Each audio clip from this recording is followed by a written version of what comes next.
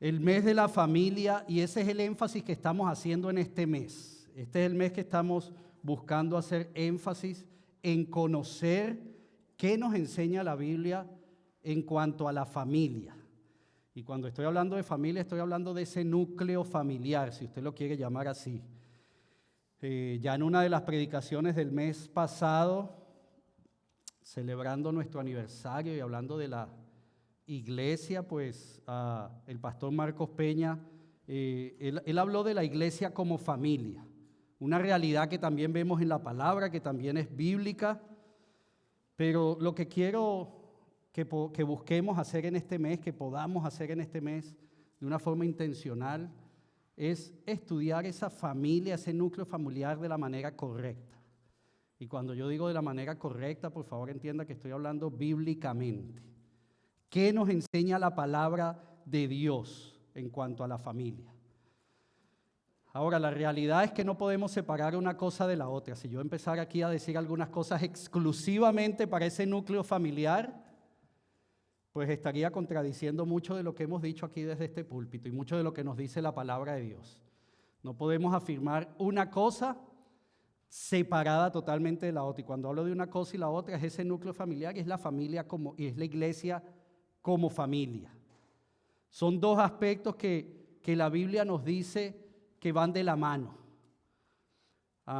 Usted en el boletín, de hecho, si lo tiene, usted puede leer el editorial del boletín. Y en el editorial del boletín, no le pido que no lo haga ahora, pero en el editorial del boletín usted puede leer que precisamente decimos que la iglesia es como esa familia grande. Y lo hemos hablado, lo hemos predicado, lo hemos dicho. Y si usted lo cree, si esa es una realidad para usted en su vida, pues de la misma manera la familia viene a ser una iglesia en miniatura. La iglesia es la familia grande. La familia es esa iglesia donde Dios, desde el comienzo, su plan original fue que ese fuera el centro de adoración. Ahí comienza. Y para poder entender mejor esto, permítame repetir algo que yo he dicho muchas veces, pero lo digo muchas veces por el hecho de que yo en lo personal creo en eso firmemente. Esto que usted me ha escuchado decir y que le voy a decir nuevamente es algo que yo realmente creo. Nosotros estamos hoy donde estamos por todo lo que ha sucedido en el pasado. Todo lo que el Señor ha permitido en nuestras vidas, todo lo que el Señor ha hecho, todo lo que el Señor ha querido, es lo que nos ha traído a donde estamos hoy. ¿Usted cree eso?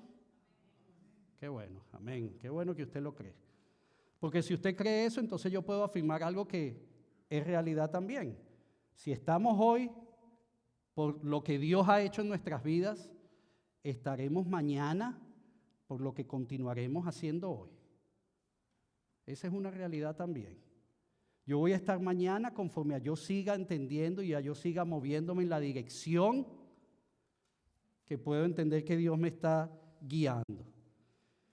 Y sabes, eso es una realidad en cualquier ámbito de la vida. Eso es una realidad en cualquier situación. Eso es una realidad que nosotros vivimos en lo personal. Eso es una realidad que se presenta en el núcleo familiar.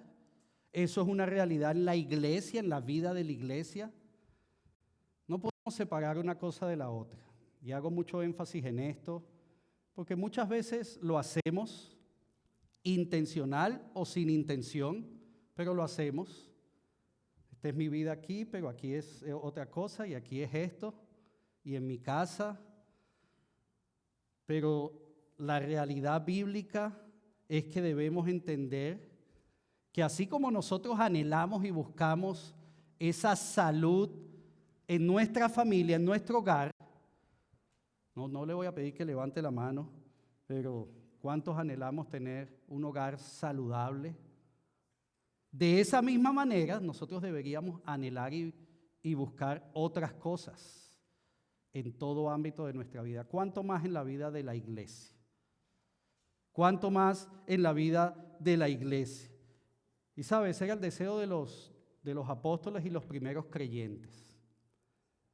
Ellos nunca entendieron una cosa separada de la otra. Evidentemente hay aspectos culturales, evidentemente hay situaciones en donde nosotros podemos decir, el hombre era realmente como los caballeros de nuestra iglesia hicimos en los últimos meses, estudiar un libro que el título era El hombre como el sacerdote del hogar. Y en un aspecto cultural nosotros podemos decir que se manejaba de una manera, el hombre decía y la familia seguía, esposa, hijos, aspectos de cultura, pero aspectos de religión también. Sin embargo, con el pasar del tiempo, nosotros vemos que es algo que quedó, es algo que permaneció en la vida de la iglesia. No existía una división, no existía ese aspecto que muchos hoy llamamos el secular y el espiritual. Esto es mi vida en este ámbito y esto es mi vida en la otra parte. No sé en qué momento de la historia o no lo sabemos, no podemos decir. Tenemos la palabra de Dios y podemos leer muchas cosas, pero no sabemos en qué momento de la historia esto empezó a cambiar, esto empezó a marcar una diferencia, la iglesia y la sociedad. Si usted va a los libros de historia, y quizás es como yo, que no le gusta hacer mucho eso, estudiar la historia, pero si usted va a los libros de historia, todo lo que conocemos hoy en la educación, en la cultura de muchos países, nació precisamente teniendo como base la palabra de Dios. Esa era la base. Pero en algún momento de la historia eso se separó y llegamos nosotros a este momento que estamos ahora. Y sabe, iglesia, ¿cuánto necesitamos nosotros volver a ese principio bíblico? ¿Cuánto necesitamos nosotros volver a ese origen, a cómo era todo esto en un principio? Y eso es lo que yo quisiera en esta tarde que pudiéramos hacer. Yo le voy a bajar un poquito de ganancia, perdón que te vi, ya te pusiste cómoda ahí. Es que yo estoy un poquito... ¿Usted me escucha bien? ¿Muy fuerte? Entonces soy yo que me escucho muy fuerte. Son bonitos. Qué bueno, si usted me escucha bien, entonces estamos bien. Pero retomando, el asunto no es si conocemos o entendemos, el asunto es que debemos. La palabra de Dios es muy clara cuando nos dice que nosotros tenemos una guía, tenemos un manual, como lo llamamos, con todo el respeto, que el fabricante nos dejó, para que nosotros sepamos lo que debemos hacer, cómo lo debemos hacer, de qué manera, y también, por supuesto, lo que no debemos hacer. Y saben, nosotros necesitamos ir ahí, nosotros para poder en este mes realmente tomar el tiempo, y es lo que se desea hacer en las próximas semanas, es lo que vamos a hacer quizá con un énfasis un poco mayor en las próximas semanas, ir a la palabra de Dios para ver qué nos habla en cuanto a la familia, como ese núcleo familiar. Yo escuché que todos dijeron un amén bien bueno cuando yo le dije, nosotros estamos hoy, de acuerdo a cómo venimos, pues nosotros debemos ir a ese principio, a ese origen. Nosotros debemos entender algunas cosas que nos han hecho lo que somos hoy. Y eso es lo que yo quisiera que hiciéramos en los próximos minutos, en la próxima media hora, quizás un poco más. Pero antes de hacerlo, permítame orar. Permítame comenzar este tiempo orando. Padre, te damos gracias por la oportunidad que tú nos das de venir a tu presencia libremente, como lo acabamos de hacer a través de los cantos, Señor.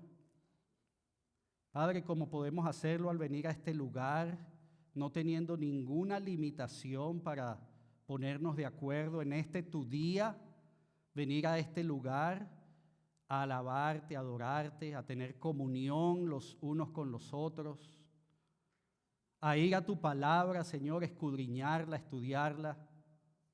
Padre, gracias. Como hemos dicho muchas veces, Señor, por favor, no permitas que esto se vuelva tan común en nuestras vidas que pensemos menos de lo que es. Gracias, Señor. Gracias por tenernos acá. Gracias por habernos traído hasta este punto, Señor. Y como ya dijimos, Padre, entendemos que eso es por lo que has hecho en nuestras vidas, en los pasados días, semanas, meses, años, para algunos quizás décadas. Gracias, Señor. Yo te ruego que hoy tú nos permitas conocer ese origen, ese principio que ha nacido en tu corazón y que tú has tenido para nosotros como familia, como iglesia, pero para nosotros también como ese núcleo familiar que tú has provisto, esposa, hijos si los hay, para muchos incluso ya ha saltado una generación, nietos. Padre, ayúdanos por favor a entender a la luz de tu palabra lo que tú nos enseñas. Nos ponemos en tus manos, Señor. Nuevamente te damos gracias por este momento. En el nombre de tu Hijo Jesús. Amén. En esta tarde nosotros vamos a usar un texto, va a ser base para la predicación de hoy, un texto que para muchos es conocido, quizá usted lo ha escuchado. Cuando le hablo de un texto, le hablo de una cita bíblica en particular, un versículo, que quizás muchos de ustedes lo han escuchado, lo han repetido, usted mismo quizás lo ha estudiado, posiblemente no lo ha hecho, posiblemente sea un texto que escuchará hoy, pero independientemente de donde usted se encuentre en ese ámbito, independientemente de lo que usted pueda conocer o no, hay algo muy importante que hemos estado diciendo en las últimas semanas, y es una realidad de la palabra de Dios. Hay momentos que nosotros señalamos en la palabra de Dios como momentos de gran importancia. Y hacemos bien porque ciertamente lo son. Pero quizás hay otros momentos que no le damos la importancia debida. Quizás hay otros momentos que son opacados por estos otros momentos que consideramos de mayor importancia. Pero la Biblia es un todo, del Génesis al Apocalipsis, desde su primer versículo hasta el último. La Biblia es un todo que nos habla con claridad. Y uno de esos momentos claves de la historia y que nos habla precisamente que nos ha hecho lo que somos hoy como iglesia, como familia, lo leemos en Hechos capítulo 1, versículo 8. Lo tiene ahí en la presentación. Hechos capítulo 1, versículo 8 dice: pero recibirán poder cuando el Espíritu Santo descienda sobre ustedes y serán mis testigos y le hablarán a la gente acerca de mí en todas partes, en Jerusalén, por toda Judea, en Samaria y hasta los lugares más lejanos de la tierra. Un texto que podemos quizá conocer el contexto y por beneficio del que no lo pueda conocer completo o para reforzarlo a aquellos que lo conocen. Un texto que el mismo Jesús está hablando. A decir verdad, Jesús lo que está haciendo es dar respuesta a una pregunta que le hicieron. Este es Jesús resucitado y a punto de ser ascendido hasta los cielos. Los que estaban con él en ese momento quizás no sabían qué iba a suceder. Estaban teniendo un tiempo una vez más con Jesús, el Maestro, el Mesías. Y un tiempo que podemos decir de enseñanza, porque como le digo, le está respondiendo una pregunta que le habían hecho. Y en respuesta a esa pregunta, si usted lee el versículo anterior de Jesús, directamente le dice, eso no, en una traducción diferente dijera, eso no es un problema de ustedes. Eso a ustedes no es problema para ustedes saber los tiempos, ni el momento, ni el lugar. Pero lo que le sigue diciendo es, pero esto que viene, esto sí es importante que lo conozca. Recibirán poder cuando el Espíritu Santo descienda sobre ustedes. Y saben, muchas predicaciones que toman como base este versículo y este texto en general, hacen un énfasis, no voy a decir incorrecto, pero hacen un énfasis mayor en el Espíritu Santo y en el poder.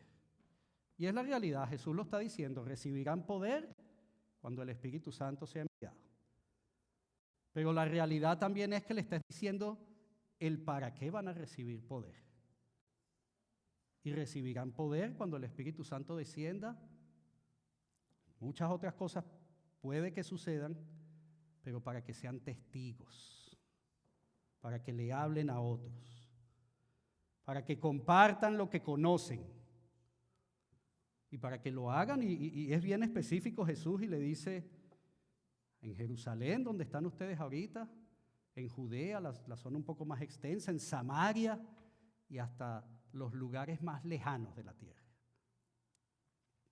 Nosotros le tenemos un nombre, no solo a este versículo, sino a ese mismo momento que usted lo lee en todos los evangelios, Mateo, Marcos, Lucas, Juan, y lo lee aquí nuevamente en Hechos. Nosotros le llamamos a esto la Gran Comisión. Esa es una gran comisión que Jesús nos dejó.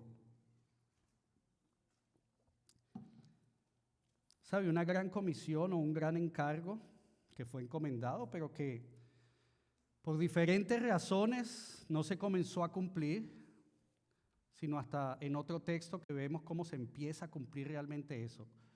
Esta comisión en Hechos 1:8, vemos que tiene que esperar hasta Hechos 8:1 para que empiece a suceder.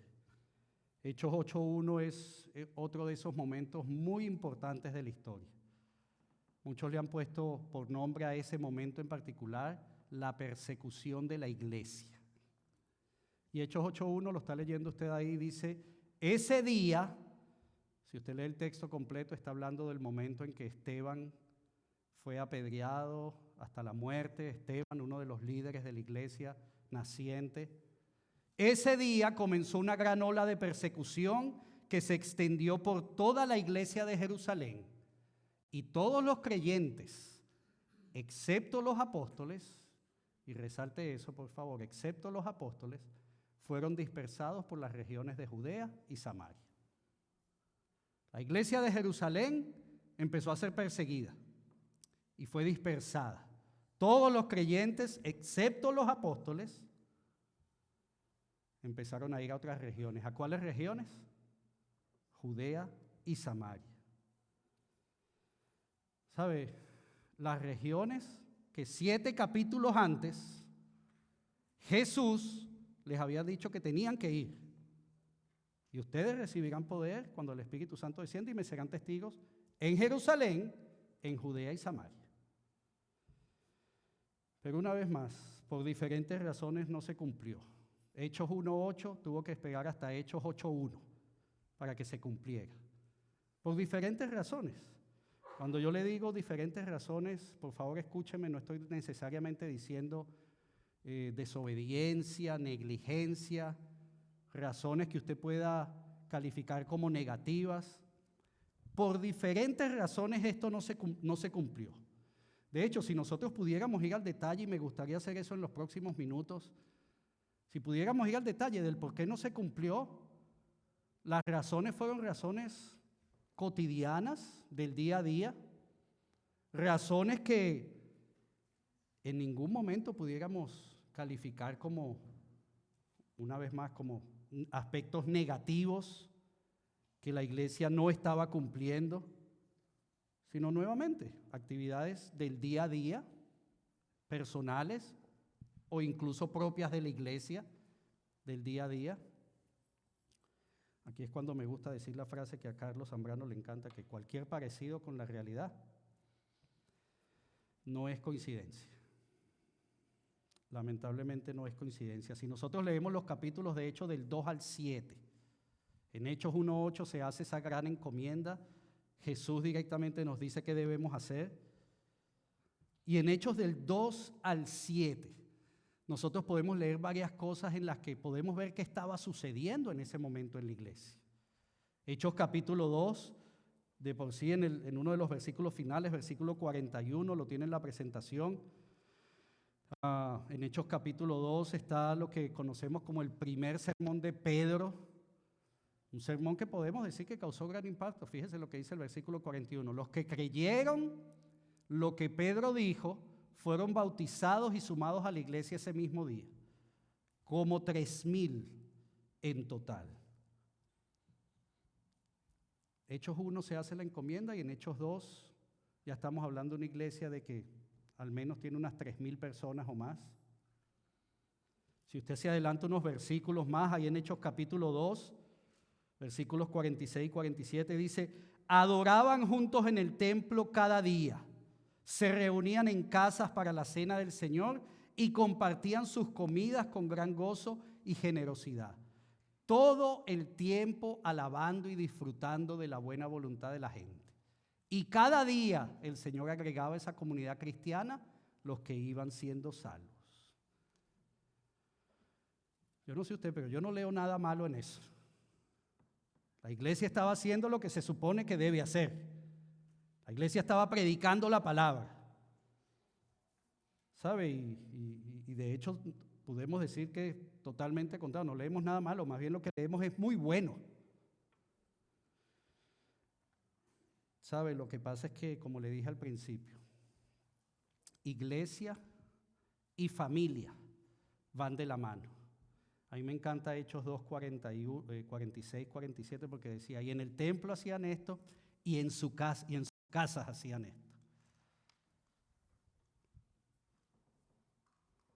¿Sabe? Sucedía en la manera correcta. Sucedía como se entiende o se supone que debe suceder. Lo que un miembro de casa hacía, se lo dije hace un rato, todos lo seguían. Si usted sigue leyendo el capítulo 3, en el capítulo 3 lee el segundo sermón de Pedro, un sermón que causó quizá un impacto aún mayor, porque en el capítulo 12 nos habla de ese primer sermón y todas las personas que se unieron a la iglesia. En el capítulo 3, Pedro predica su segundo sermón, y esto no fue de mucho agrado para los líderes religiosos de la época, a tal punto que Pedro y Juan son llevados a la cárcel. Capítulo 3, capítulo 4 comienza hablando de Pedro y Juan en la cárcel. Y después de ese concilio de líderes, hablar con ellos e incluso decirles que no siguieran haciendo lo que estaban haciendo, si nos adelantamos hasta en el capítulo 4, el final del versículo 31 y el comienzo del 32, ya ellos habían salido de la cárcel. ¿Y qué dice? Y predicaban con valentía la palabra de Dios. Todos los creyentes estaban unidos de corazón y en espíritu. Cuando usted lee ahí todos los creyentes, usted puede leer en otras versiones de la Biblia multitud, congregación, discípulos, dependiendo de la versión que usted lea.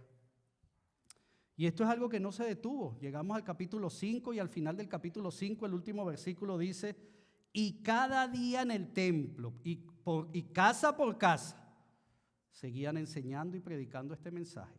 Jesús es el Mesías. Nuevamente, iglesia, hogar. Y cada día en el templo, pero eso no se detenía ahí, casa por casa, seguían enseñando y predicando este mensaje. Jesús es el Mesías, ese era el mensaje. Todo iba muy bien, ¿no le parece? Todo iba marchando como corresponde. Sin embargo, llegamos al capítulo 6.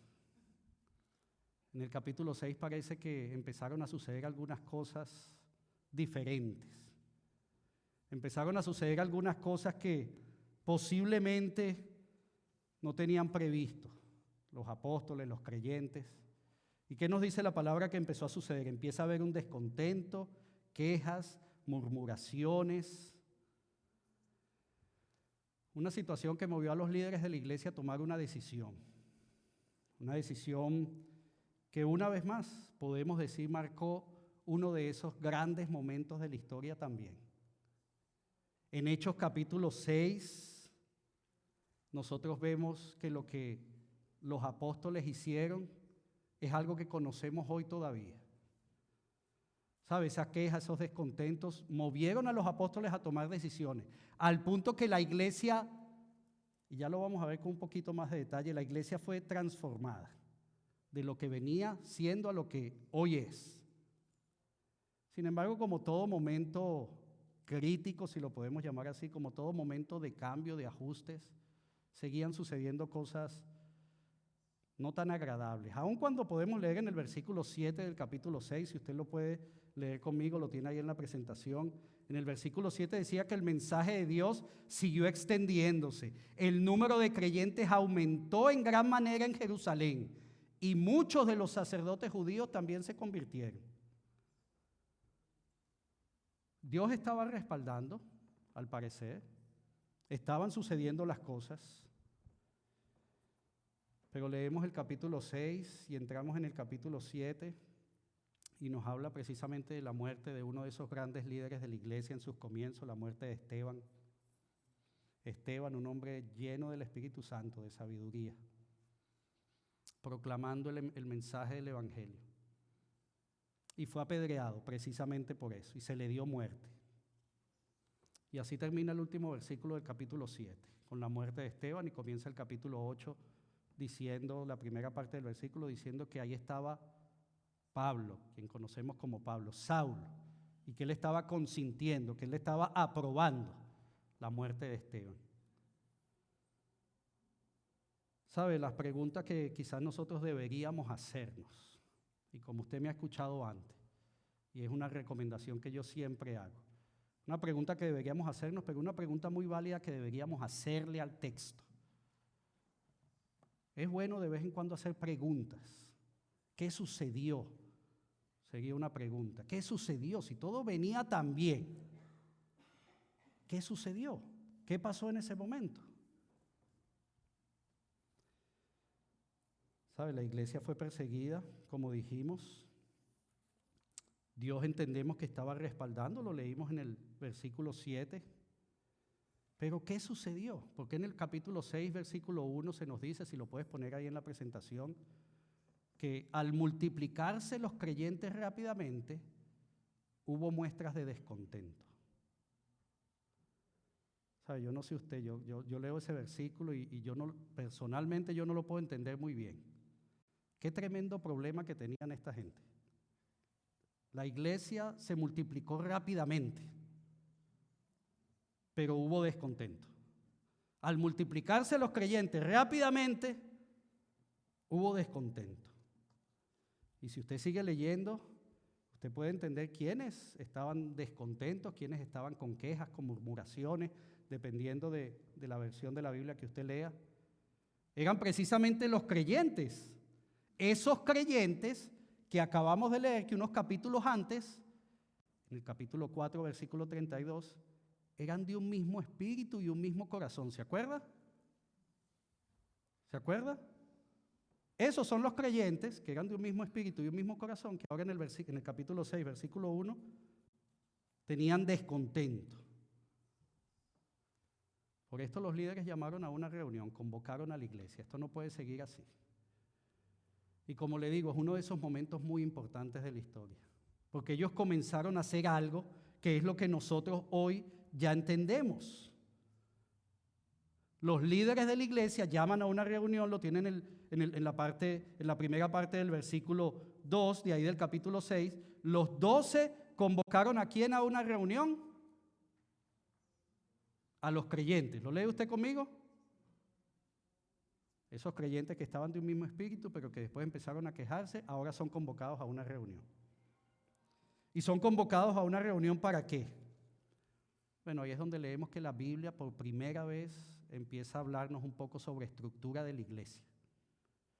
Algo que para muchos no es muy agradable escuchar, algo que para muchos incluso tienen en contra. No, pero eso de una iglesia estructurada, yo no sé dónde se encuentre usted ahí. Usted vaya a Hechos capítulo 6, usted vaya a Efesios capítulo 4, usted vaya incluso a Primera de Timoteo, a Tito, y usted empiece a leer algunas cosas. Primera a los Corintios 12, hablando del cuerpo, la iglesia como un cuerpo.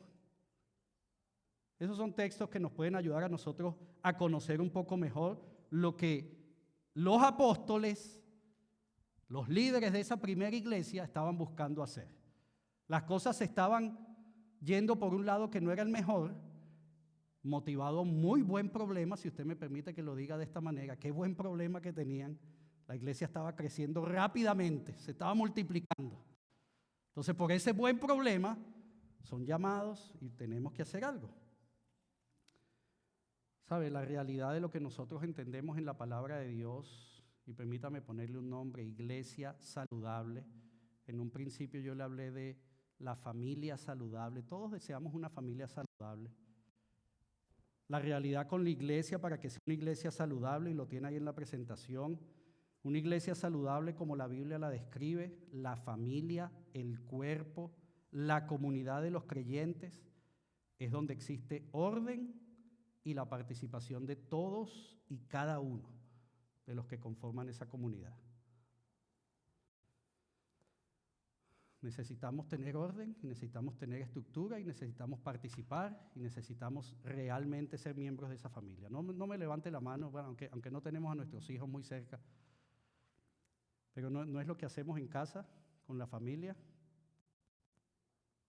Eso es responsabilidad tuya. Ese es tu cuarto. Esto es lo que hacemos. Y esas frases que uno siempre dijo que no iba a repetir, o por lo menos ese fui yo. Yo nunca voy a decir eso cuando sea padre. Eso lo dije hace muchos años ya. Mientras tú vivas en esta casa,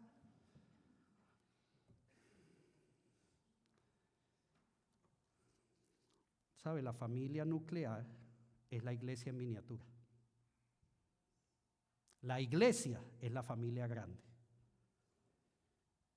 Y para que nosotros entendamos lo que debemos hacer y cómo debemos hacerlo, el libro de los Hechos es una buena guía, una buena base. Nosotros dijimos que Hechos 1:8 se cumplió en Hechos 8:1, ¿verdad? ¿Cierto que dijimos eso? Pero tenga usted en cuenta que Dios no permitió que eso sucediera sin pasar por Hechos capítulo 6. Para llegar a Hechos 8, usted tiene que pasar por Hechos capítulo 6. Y Hechos 6 preparó a la iglesia para cuando llegara ese momento. Cuando llegó esa persecución en donde todos los creyentes, menos los apóstoles, fueron dispersados. ¿Se acuerda? Todos los creyentes, esos que estaban de un mismo espíritu en el capítulo 4, esos que empezaron a quejarse en el capítulo 6, esos que los apóstoles llamaron a reunirse para hacer algo, todos esos creyentes fueron dispersados. Y acompáñame a leer nuevamente el versículo 7, porque evidentemente hay un respaldo de parte de Dios. Hechos capítulo 6, versículo 7 nos dice: así que el mensaje de Dios siguió extendiéndose, el número de creyentes aumentó en gran manera en Jerusalén y muchos de los sacerdotes judíos también se convirtieron. ¿Sabe? Le voy a compartir algo personal, pero se lo voy a compartir para que usted se una a esto. Yo anhelo el día en que ese versículo se haga realidad en nosotros. Yo oro por ese versículo. El mensaje de Dios siguió extendiéndose y el número de creyentes aumentó en gran manera en Ajax. Y muchos de los sacerdotes judíos también se convirtieron. ¿Sabe? Pero también quiero compartir con usted algo. Y es aún entender que el Señor me permitió llegar. Y es que Hechos 1:8 es claro. Y por eso llegó Hechos 8:1. No es solamente Judea, no es solamente Jerusalén, ¿verdad? ¿Verdad? Jerusalén es Judea y Samaria. Mi oración no es solamente Ajax, es Pickering, es Whitby, es Oshawa, es Oxbridge, es Port Perry, es Peterborough, pero es también Toronto, es Canadá y hasta los lugares más lejanos. Ese es el plan original de Dios para su iglesia. Y la iglesia, una vez más, es la familia grande. ¿Sabe? Nosotros tenemos que conocer detalle de esas cosas que Dios ha estado haciendo, está haciendo y quiere seguir haciendo. ¿Sabe? Porque eso no se detuvo ahí en Hechos capítulo 8, ahí apenas comenzó. Yo le voy a dejar, yo sé que no les gusta a muchos, a la mayoría quizás no les gusta la palabra tarea, asignación. Yo le voy a dejar algo para que usted entre semanas, si quiere, haga, y es ir a esos pasajes y leerlos con calma, porque de Hechos 8, esa persecución de la iglesia no se menciona más hasta Hechos capítulo 11. En Hechos capítulo 11, después de que seguían pasando muchas cosas, la iglesia empezó a ser perseguida, y esa iglesia perseguida se nos dice que los creyentes iban por muchos lugares predicando el evangelio, sucedieron muchas cosas. Pero fíjense lo que dice Hechos capítulo 11, lo tiene ahí en la presentación. ¿Lo tiene? No, Hechos capítulo 11. Si no lo tiene, acompáñenme y búsquelo. Hechos capítulo 11 y vamos a buscar los versículos 19 al 21. Hechos capítulo 11.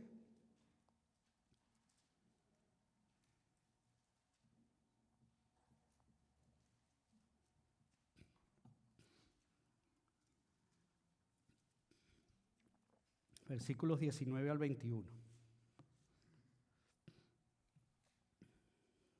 Fíjense lo que dice.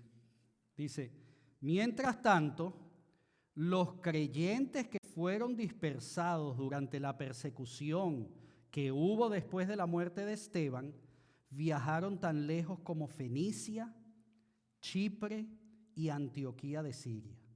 Predicaban la palabra de Dios, pero solo a los judíos. Sin embargo, algunos de los creyentes que fueron a Antioquía, desde Chipre y Cirene, les comenzaron a predicar a los gentiles acerca del Señor Jesús. El poder del Señor estaba con ellos y un gran número de estos gentiles creyó y se convirtió al Señor. ¿Sabe qué interesante? Aún con la dispersión, muchos de la iglesia que habían entendido, los creyentes, habían ido a predicar, habían salido de Jerusalén y estaban predicando en otros lugares. Pero lo que usted lee en el capítulo 9, en el capítulo 10 y aún aquí en el comienzo del 11, se nos dice que le predicaban a un grupo específico.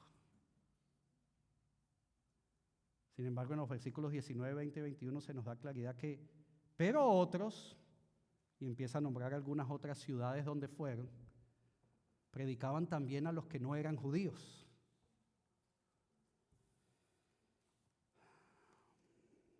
¿Sabes que el movimiento de predicación de la palabra, el movimiento que Jesús había encomendado,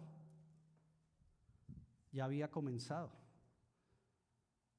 Y no solo es que ya había comenzado, sino es que Jesús estaba respaldando sus propias palabras, las que él dijo ahí en Mateo, cuando dijo en Mateo capítulo 16, cuando dijo que ni aún la muerte iba a prevalecer sobre la iglesia. ¿Sabe? La iglesia estaba haciendo lo que tenía que hacer. La declaración de Jesús ahí en Mateo 16, 18 se estaba volviendo realidad. Y nosotros llegamos a este momento en donde la iglesia se reúne en los templos, en donde lamentablemente, por muchas razones, y no hablo de nosotros, si algo yo doy gracias a Dios, y usted lo va a escuchar en nuestra reunión que vamos a tener en un rato, es que esta es una iglesia muy familiar. Eso es una bendición, ¿oyó? Si usted no lo había pensado y considerado, dele gracias a Dios por eso. Pero por alguna razón eso no se está viendo, no es muy común. Pero eso es el deseo desde el inicio de la iglesia. El deseo no era estar en un solo lugar, en un solo momento y haciendo una sola cosa. El deseo es que la iglesia hiciera lo que Jesús le había encomendado, en la manera que él le había encomendado y en los lugares que él había encomendado a esa iglesia hacerlo. ¿Sabe? Permítame una vez más preguntarle. ¿No es esto lo que usted hace con su familia?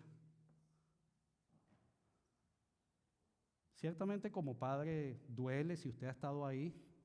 Mis hijos tienen 10 años, 6 años. Pero yo no sé cómo va a estar mi corazón y mucho menos el de mi esposa si mi hijo algún día me dice, no, es que me voy a estudiar para Calgary, para Halifax. Usted sabe que es por su bien y usted lo deja para que crezca y lo envía, lo manda.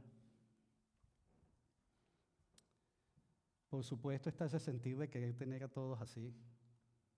Pero la iglesia es una, es la iglesia del Señor. Y la agencia local que el Señor nos permite, que es la iglesia local, está hecha con ese propósito. Para que así como la familia busca esa salud y ese beneficio, nosotros lo hagamos igualmente, entre nosotros y para los de afuera. Como le dije antes, y créame que fui tentado muchas veces en esta semana a querer ir un poco más allá en esta predicación, pero lo vamos a hacer la semana siguiente. Semana siguiente estaremos celebrando el Día de la Madre y en los próximos últimos 2 domingos del mes podremos compartir muchas cosas que la palabra de Dios nos enseña en cuanto a la familia, a ese núcleo familiar. Pero iglesia, entendamos que eso comienza es aquí. Para aquellos que hemos creído, para aquellos que hemos dado ese paso de fe.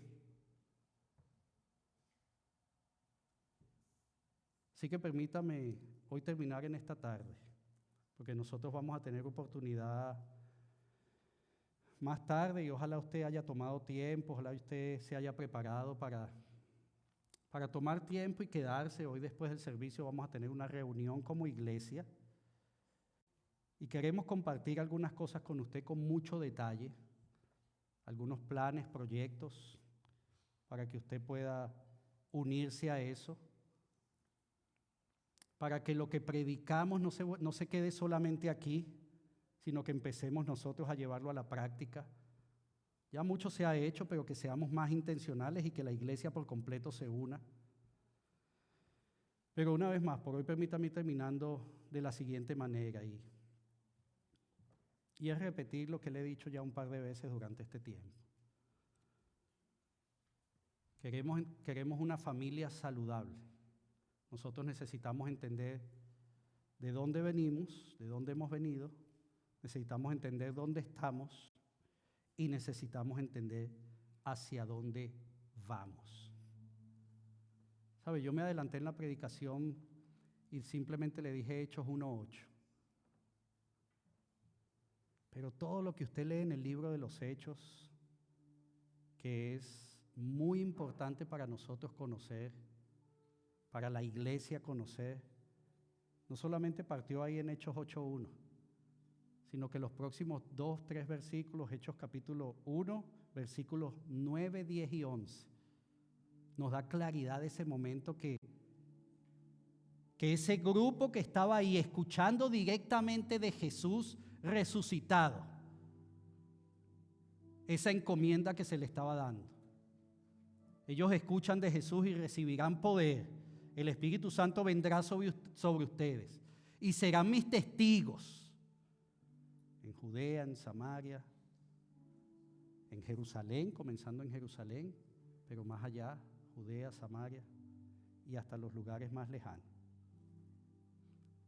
¿Sabe? El versículo 9 sigue diciendo: después de decir esto, Jesús fue levantado en una nube mientras ellos observaban, hasta que ya no pudieron verlo. Mientras se esforzaban por verlo ascender al cielo, 2 hombres vestidos con túnicas blancas de repente se pusieron en medio de ellos. Hombres de Galilea, les dijeron, ¿por qué están aquí parados mirando al cielo? Jesús fue tomado de entre ustedes y llevado al cielo, pero un día volverá del cielo de la misma manera en que lo vieron irse. ¿Sabe? Ese mismo Jesús que nos dejó esa gran comisión envió 2 ángeles. Y permítame ser bien literal. Usted cree en la palabra de Dios, ¿cierto? La palabra de Dios me está diciendo que en ese momento llegaron 2 ángeles. 2 personas vestidos con túnicas blancas se le aparecieron en medio de ellos. ¿Sabe? A mí me gusta mucho la pregunta que hace. ¿Qué están haciendo? ¿Qué están haciendo mirando al cielo? Ese que acaban de ver volverá.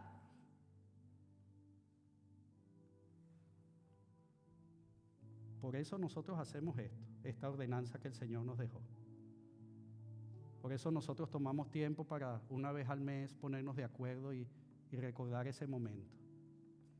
Ese sacrificio que Él hizo, pero esa promesa de que Él regresará. Y sabe, cuando yo leo esto, y permítame decirlo tan claro como se lo quiero decir. Cuando yo leo esos versículos, yo leo: iglesia, dejemos de mirar al cielo, pongámonos en marcha. Si queremos tener tiempo para mirar al cielo, vamos a hacerlo cada domingo, cada semana. Vengamos acá y alabemos a nuestro Dios y alcemos nuestras manos si usted desea hacerlo y levante su rostro. Pero allá afuera, miremos hacia los lados. Miremos hacia adentro en nuestro hogar. Eso es lo que Dios desea para nosotros. ¿Sabe? No esperemos que unos ángeles vengan y se pongan en medio y nos los digan. Ya Dios directamente nos los está diciendo porque es su palabra. La palabra de Dios es Dios hablando. ¿Sabe? Nos corresponde a nosotros ahora hacer lo que esos 2 ángeles le dijeron a ese grupo. De unas 40 personas, dice que los que han estudiado la palabra, Dice que era un grupo reducido de personas, que un capítulo después leemos que eran más de 3,000 y que después ya se dejan de contar los números y los creyentes seguían multiplicándose y los discípulos. Pero era porque estaban haciendo lo que Jesús había dicho y la iglesia seguía creciendo en salud. Una iglesia saludable, como la Biblia la describe, la familia, el cuerpo, la comunidad de los creyentes, es donde existe orden y la participación de todos y cada uno de los que conforman esa comunidad.